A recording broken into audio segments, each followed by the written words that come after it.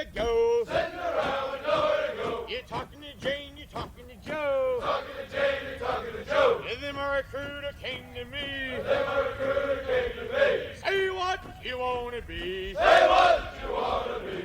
I told him mean and lean and green. Told him me. Welcome back to the page, candidates. I'm Staff Sergeant Chamberlain. Today I'm doing something a little bit different. I'm not going to read a mission brief to you. I just want to go through a list of packing items that I found useful at Phase 3 when I went. They have kind of seemed to be pretty repetitively useful. So I just wanted you guys to have a good idea of what you need to take that the Army may or may not have given you already. Most of these probably not. We'll see some map pins in a minute. You may have one set of map pins. I highly recommend you go get more map pins. It will either be you losing yours or your buddy, and I'm going to mention several times in this video, this is a team event. I know you're there to get your go and come home and pin on your butter bar, but the more you can do for the team, the better. So I'm going to get started here. Everything's on Amazon, okay? I found everything on Amazon. I know we don't all have Prime, but a lot of people do. Maybe a family member does. If you don't, you can get free shipping. It'll be pretty quick. I think our Oklahoma crew leaves out in like 12 days, 14 days. So you got plenty of time to get most of this in. If not, you can find something comparable at Walmart or something. All right, so you should be seeing my Amazon pages here. I've got it up big on my screen now, so we will get started. Number one set of items I'm going to talk about is a bug net. Okay, you have got to take a bug net. If you've not been to Washington in the summer, during the day it's not too bad. Okay, it's not there's not a lot out there messing with you during the day. However, it seems like as soon as the sun goes down, I mean, the very minute that there is a part of the sun breaks the horizon, the mosquitoes come out, and they're massive, and they will carry you away. It's like pterodactyls. We already referenced this place as Jurassic Park, the training areas in Washington. So they're bad. For those of you going to Phase 3 in other parts of the country, once again, I've not been to any of those. Okay, so I don't know what Alabama looks like. On the East Coast, you go to Pennsylvania, maybe. I'm not even sure where they are. Okay, so I'm not sure what you're going to get into. Bug net is always going to be valuable, I promise. So the first one I want to show you is this is the one that I would take if I were going today. Okay, it's pretty close to what I took on mine. Notice the single point tie. You're not going to have time to set this thing up every night. You're going to be tired. You want to get it off your back. Just lay down. But you can always lay under a tree and tie a single point up. And the biggest thing is just keeping the net off your face. Okay, you want to be able to lay with your head under that canopied area. If the net's on your face, the mosquitoes can still land there and still sting you or bite you through the net. So something with a single point tie on is nice. In Washington, there's enough little trees you can tie off to in the evenings. Okay, so this is the first one I will put. By the way, I will put all of these links in the description. I've not done anything like that before, so I will get it figured out though. Doesn't matter what color, order the cheapest one. So this is the second one. Notice it's exactly the same. It just costs a little more, okay? It's a different brand. I think it's $5 more if that other one sells out because this video goes viral. It's not going to happen. And all of you decide to go buy them at the same time. Once again, this one for sure does not come with a bed mat, but that's okay. You're not going to unroll your bedroll at night, most likely. Okay, you won't have time. You just won't want to mess with it. You probably won't even take it with you. You'll leave it in the barracks. But as this picture here identifies, you can simply tie it to a tree, sleep under it. It's great. Okay, so there's size that it packs down to is pretty big because you got to put all this in your rucksack, right? So you want to make sure you have enough room for whatever it is that you decide to take with you. I think the first one probably packs down a little tighter. All right, and the third option, if this is your last option, that's okay. So this is the big square one. You're never going to find the place to put this up. Okay, if you're that close to that many trees, you're probably, there's bushes and stuff everywhere, so you won't have the room to set it up like that. But the ability to tie the two ends up to two separate trees, once again, just getting that canopy up off your face would be great. So as a last resort, this is the one I would take. Tie it up as you will. Okay, moving on, we'll get away from bug nets. Take a bug net. Okay, you need to have a bug net, I promise. Bug spray is the next one. Throughout the day, there are just enough bugs out there messing with you, but at nighttime, you also can spray this and just kind of help yourself and others around you. There's also ants. If you've not seen the ants in the state of Washington, they build up to like I don't know, 8-foot tall ant hills. I mean, they are huge. The ants are big. I bet I could even get a picture of it. Yeah, so these pictures are exactly what you're going to see in ant hills. And I know you think this is a joke, but it's not, I promise. This right here is real life, okay? I have pictures just like this in uniform. So the ants build these massive things. They're great. Biggest thing is just trying to keep them away from you at night. Don't lay in we call them ant highways. When I was up there, you will see they have literally made roads in the ground. There's no hiding them. So stay away from those. Don't set up your cot, or not your cot, I'm sorry, your bug net over those. But you can spray this stuff and just kind of keep them away from you for a little bit. So this is the 100% DEET repel. Very much so. I think that is good. I took all 3 of these and I used all 3 of them just about every day. Okay. The second one is this eucalyptus and lemon based repel. It is DEET free. Sorry, my dog's going crazy. It is DEET free, but it just repels them in a different way. This is kind of cologne while you're in the woods, to be honest. You smell bad, okay? Your first trip out, you're probably going to spend 8 to 9 days in the woods, no showers. So it's not too bad to put this on so you don't smell as bad to yourself, at least. Pretty good stuff, but it works to keep the bugs away as well. And then just common off. Take something deep wood, something that fights off the mosquitoes pretty well. So just go to Walmart and get whatever common off you like to use. And I think there's cutters and stuff like that. So use whatever it is you want to use. Just get some bug spray. Take multiple kinds, kind of help fight off all the different bugs. It'll be great.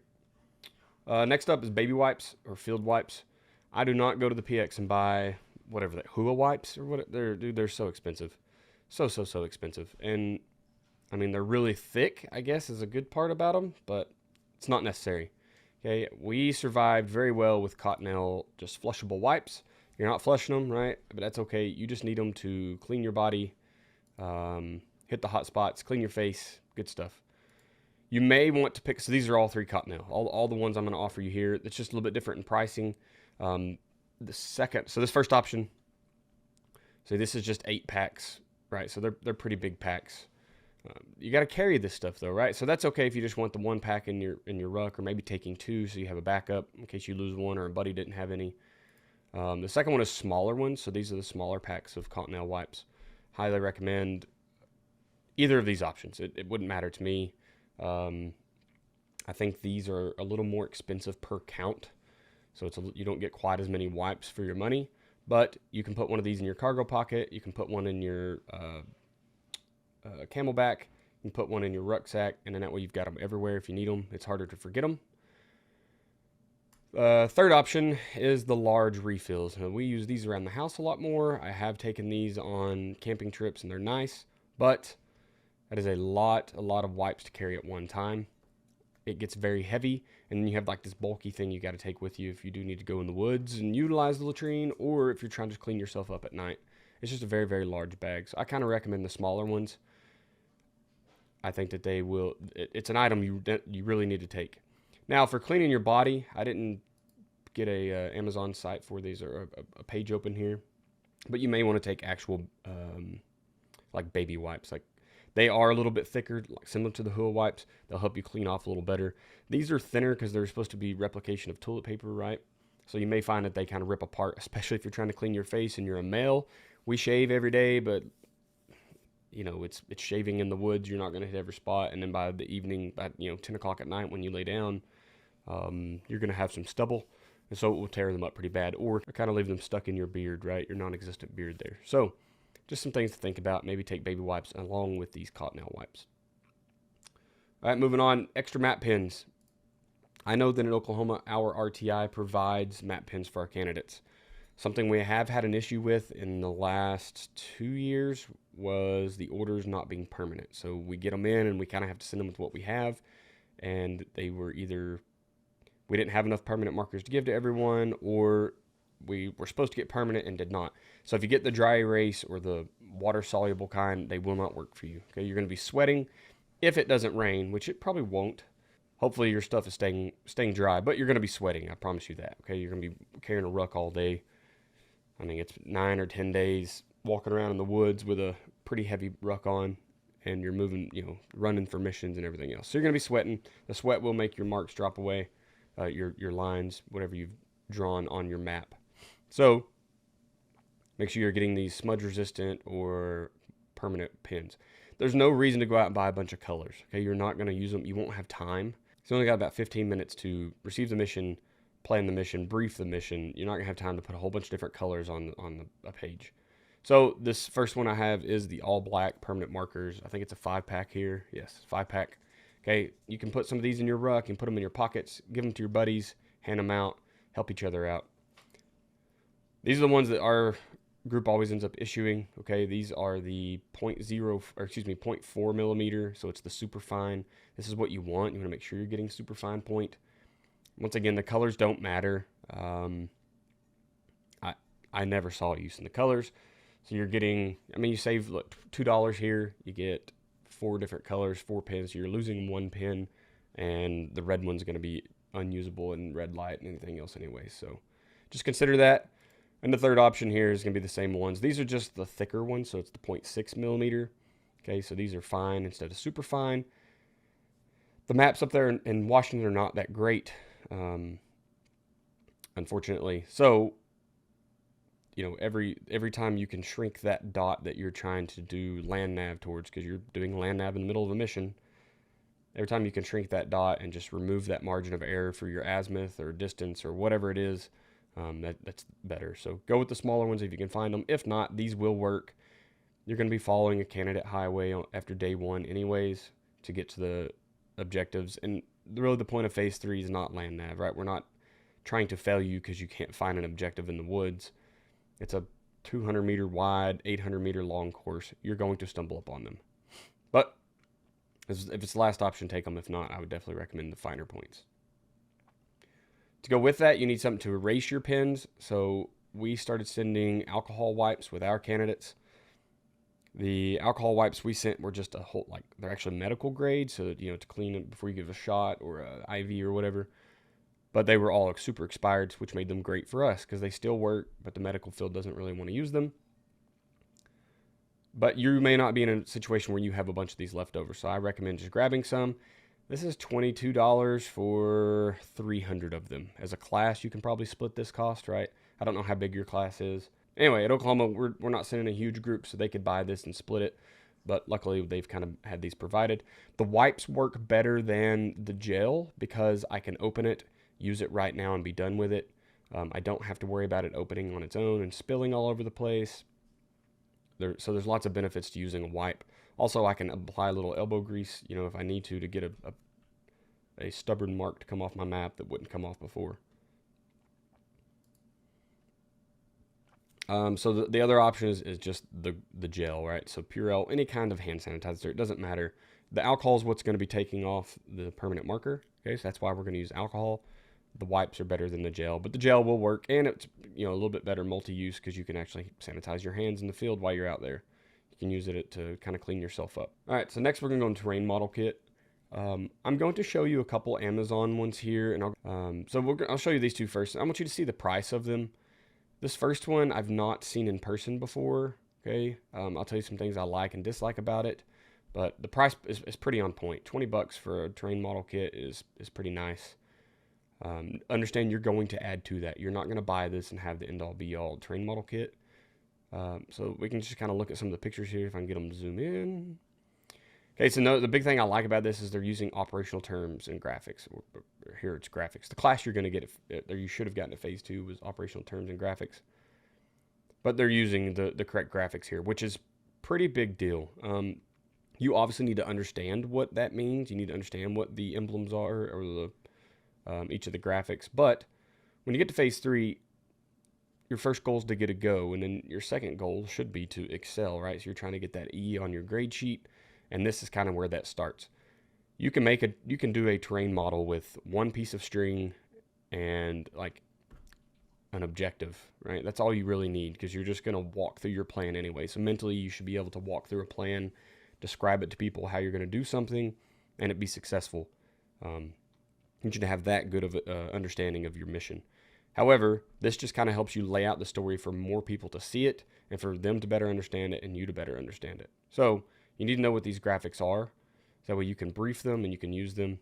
But when you're reaching for that 3, it's just going to look better when you put an actual military graphic on the ground and describe it as, this is my alpha team, instead of, You know, a lot of people, and I think it's in the next train model kit I'm going to show you, a lot of people use like, it's a bunch of black dots and they're in a wedge shape, right? And it has an A on it. So it's Alpha Team moving in a wedge. Okay, that's fine, but that's not super military. So 18, 19 bucks for this one, not terrible. Notice it is on flashcards. They're already, I'm pretty sure it says they're already laminated, so you're not worried about them getting wet. An issue you may have here is them blowing away. That's always going to be an issue. We'll talk about that when we build our own. So this one's up to $35, okay? I see this one a lot. So notice already you can see the Alpha Team and Bravo Team, they're just little triangles, right? That's not a military graphic. So it is more simplistic. If you struggle with these, this may be more your route, but you just need to figure out kind of where you fit on that scale and what you're going to be comfortable briefing. These do have squad indicators that are just layman's terms, first squad, second squad, to where if you're going to use operational graphic, you know, then you would have the infantry symbol or whatever you are. I think you're Cav at Washington, so you'd want to make sure you put Cav symbols on there. And then you could have as a squad designator and then put the squad out to the side and what company they belong to. It just kind of helps you liven it up and make it more realistic. These LD and LOA symbols on here, these are super important. So this is overall a very good train model kit. It's just not, it doesn't use the right graphics. That's the only issue I have with it. But if you buy this one, I've seen a lot of candidates be successful with this. You're going to get everything you need. You can see TRPs are on there. Alpha Team Leader, Bravo Team Leader, Patrol Base or the ORP. You see the ORPs on there, Object. So it's got everything you need. It even has like a little info card. And we'll kind of walk through those here in just a second as we get into the other ones. This one looks like it is also laminated. I have seen them come in the mail unlaminated, so just be ready to do that for yourself. It looks like you could go in with a buddy and buy a bunch of these and maybe save money. I don't know. Another issue with these is it comes with yarn. Okay, the yarn is useless. Okay, the wind blows all the time. It does like popsicle sticks, stuff like that. That's great, but the yarn is completely useless. It just blows away. It gets knotted up. It lasts one time, and then you can't. It's really hard to use it again. So I highly recommend 550 cord. 550 cord is thicker. It's going to be heavier. The colors tend to be brighter, more durable, multiple use. Right, you can tie things up with them if you need to. Whatever you need to do. So we'll move on to building your own. So I'm going to post this as well, a link to this document. I just kind of typed this up this morning as I was going through like what it would take to build one of these train model kits. So just going off memory here. So info cards are first. You want to have your primary and secondary route. Very similar to what we saw right here. It went away. So you can see there it says azimuth, distance, LD time, alpha objective. So you want grids on there, what time you're leaving, and the direction and distance of travel. Okay, so you want that on both. Remember, you're going to dogleg sometimes, especially after you get your go and you get into your either second or third day of squad lanes, or when you get into platoon or company lanes especially. Okay, you're not just going to take a straight route to your objective every time. You can kind of mix it up. So make sure you're tracking azimuth and distance for both legs of your route. Secondary route, the biggest thing there is you want all the same elements, but you want to know why would you use a secondary route. On your FLIR, it's going to be a contingency plan, right? That's a box you need to get checked anyway. A secondary route is an easy contingency plan to put on there to brief, as long as you tell them why you would use it. So elements you want to include when you build your own, so an Alpha and Bravo team, obviously for your group. First through third squads, because they're always briefed in the platoon, the platoon op order. Okay, first through third platoons for the same reason. They're going to be in there as well, generally. And then Alpha through Charlie companies. These won't be as useful in squad lanes, but when you get into platoon lanes or company lanes, those will be very useful. And you can start building giant, awesome 3D terrain maps. And then you can still use your train model kit on there. Okay, so enemy team sized elements. So, you're never going to see 8 people, right? If so, you would have to cancel your mission, and that's not what we're there for. So you're going to see a team sized element. Just make sure it's red. You can look up the graphics. There's obviously a place to look that up. Figure out what it looks like. It's a diamond, right, with an X through it generally. And then just see what indicator needs to go above it. Boundary place cards. So this is what I'm talking about, is like where your boundary butts up to your buddies. So if it's squad level, so first and second squad. So first, you're always going to be the first, right? You're going to be the middle element. You're going to have a left and right. Well, where your boundaries touch, you'll need an indicator there stating that that is the boundary between first and second squad. The same thing when your platoon level ends with the next platoon, and then company level for those larger missions. Graphics you need north-facing arrows. You need one on your small and your large map. If you're not aware, you should be by now, hopefully. You will be building what we call a macro and a micro map, right? So the macro being we're zoomed out so you can see the entire battlefield, the entire AO, and you can kind of draw it on the ground. And then you're zoomed in, or your micro, you're just going to be putting the objective and how you're going to move around the objective. So you need an arrow on both of those. AAs, primary and secondary route cordage, and you need an indicator stating those. Phase lines are very important. Most people are looking for them at phase 3. You'll see some people that don't use them. That's okay. Just remember, you're going to have to name them. So if you go in and make a pre-named phase line, don't do colors unless you're going to buy the cordage that goes with the color, and it never gets used for anything else. So I've seen red, white, blue works really well. What most people do is you want to stay away from numbers as well. I probably should have put that on here, because when you start getting into phases and then phase lines, they're different things, right? So phase 1 is where you're doing stuff, and a phase line is just on the ground. So if you call it phase line 1, that can be kind of confusing to people who are less comfortable about why that is between 1 and 2. It can be confusing. So stay away from numbers, colors, unless you have cordage it's going to match every time. I just recommend names. I used Pebbles, Bam Bam, and Dino whenever I went through phase 3. It kind of got a chuckle out of people whenever I did it, so that's why I put on here. If you're comfortable, make the names funny, because you can just liven the party up just a touch.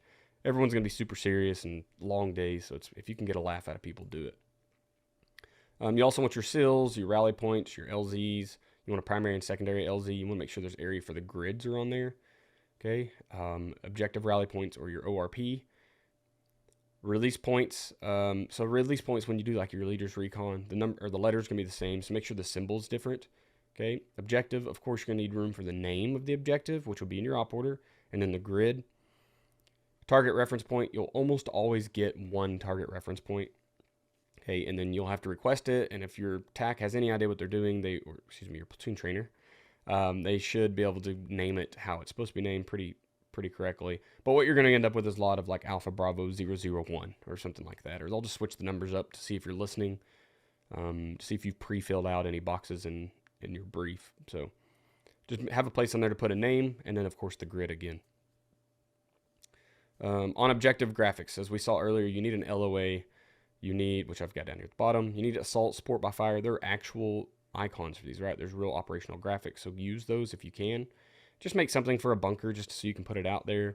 You need claymores, RPGs, AT4. So if you get an ambush, you can kind of do either type of ambush. Linear or L-shaped ambush with security. So what I have found is that people that didn't have the security on their deal, they just put like Alpha Team, Bravo Team, even if it's linear or in an L shape. A lot of times they forget to put people in security. They forget to plan that security. So if it's already on your little card, it's a lot easier to remind yourself, oh yes, someone has to be in security, right? And a lot of this phase 3 stuff is just reminding yourself to do a thing, because there's a lot. Okay, and then we talked about LOAs. Moving on, I know this video is getting kind of long. I don't want it to be too long. I want you to get bored. We'll go into the map case that's up now, but 550 chords. So I highly recommend no less than 10 foot of as many colors as you are willing to buy and take with you. Okay. You're going to be using it for routes. You're going to be using it for water. You're going to be using it for tree lines, for boundaries. The uses go on and on and on and on. Multiple colors. And you want to stay away from the earth tones, because you're going to be in the shade, in pretty good brush, a lot of dead leaves and dead grass on the ground, or you've scraped those away and it's just raw earth, like raw dirt, right? So you don't want a bunch of earth tones. So look at your brighter ones. It's okay that it isn't military map colors, and no one up there is judging you because you brought purple or bright pink or bright green. No one cares. Can the people you're briefing see it? Can the person who's grading you see it? That's what matters. I teach all of my candidates to make 2 5x5 squares. So that's what all of our maps go in. All of our train models go in as a 5x5 square. That way it's big enough to brief off of. It's big enough for everyone to see. So what they started doing is pre-making these 5x5 squares and then tying stakes, tent stakes or whatever, into the corners. So that way all they have to do is take it out of their pack and throw it on the ground. It naturally just kind of opens up. Then you can drag it real quick, put the stakes in the ground, and you have an elevated boundary for the edges. That has been huge in helping them get set up quickly. You're not trying to lay out a 550 cord. You're not trying to pull it tight or look for sticks to poke in the ground so you can pull this thing tight. Or it looks all, wavy and the edges are just crazy going everywhere. So it looks way more professional, and it has helped their confidence, to be honest, so their ability to brief. So think about doing that. Just make sure, if you're buying it, probably order it online anyway, just order 5 extra feet for your buddies or 10 extra feet if you can afford it, okay? Obviously, don't put yourself at risk here, but you're going to have candidates show up with nothing. The benefit to phase 3 is that your squad works as a team, so you're probably going to put all of this into one big train model kit anyways, and that's what the whole squad is going to brief off of. You're going to pass it off to the RTO every single mission, so it's okay to take a little extra, and you can just ask for it all back when you're done.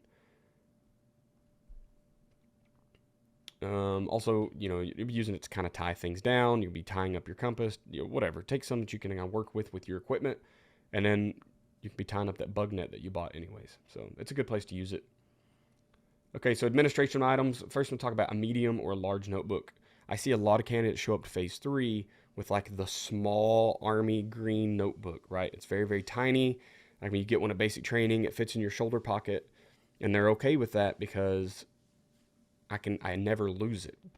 Problem is, you're trying to take down an op order in this tiny book, and you run out of spaces, or it goes over, 4 or 5 pages of information because you're writing big, you're writing fast, you're writing sloppy, and now when you're taking that 10 minutes to kind of build your brief, you can't find your information, or you can't move it over if you have a template. I'm not sure what the year that you're watching this video, if templates will be allowed at phase 3 or not. I know in Washington, I think there's a set one that's put out, but you're still going to be writing information down and then transposing it to that template. And if it's over several pages, it makes it a lot harder. So get a medium or large notebook. Be able to pack it in your ruck. When it's your turn, just pull it out and take notes. Write in the rain is preferred, but that does mean you're going to have to spend a little money on it, as well as get a pen that will work on it, right? So not all pens work on write in the rain. And then a map case. So the map cases are these 3 that I'm going to show you. Every year there's that guy that shows up that he just has a map and he has it in his hand and he writes stuff on it and then he tucks it in his LBV, and now he's got this giant white target on his chest and he has a recon and he's out there trying to do a recon with this huge white blaring symbol on his chest. So think about a way to reduce that.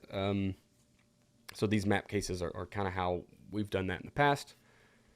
I prefer to go with multicam just because it matches the uniform, so it just looks better, right? I don't know. Sometimes you got to take pride in what you're carrying. So this one is plenty large. I see it has at least one pen holder there. That's going to be okay, right? You just need to put a pen in it. A protractor can go in there.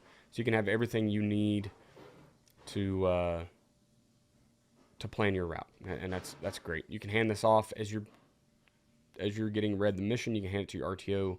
They have the map already in it. It's waterproof, so it's safe from any kind of moisture, and they can just hurry up and plot points. Second one, this one is about the same price point. So that one was 13, this one's 15, okay? Same thing, this one's nice because it folds up nice and small, so you could put this in your pocket if you wanted to, which is nice after you've stepped off, right? Once you LD, you can just cram this thing in your pocket. Looks like they have 2 versions of it here. So this one's cool if you're just looking for something super packable. I've never found that to be an issue. You can generally just take this larger one. It folds in half one time, and then you put it in your ruck when you're done. You tie it with 550 cord to your chest as you're walking through.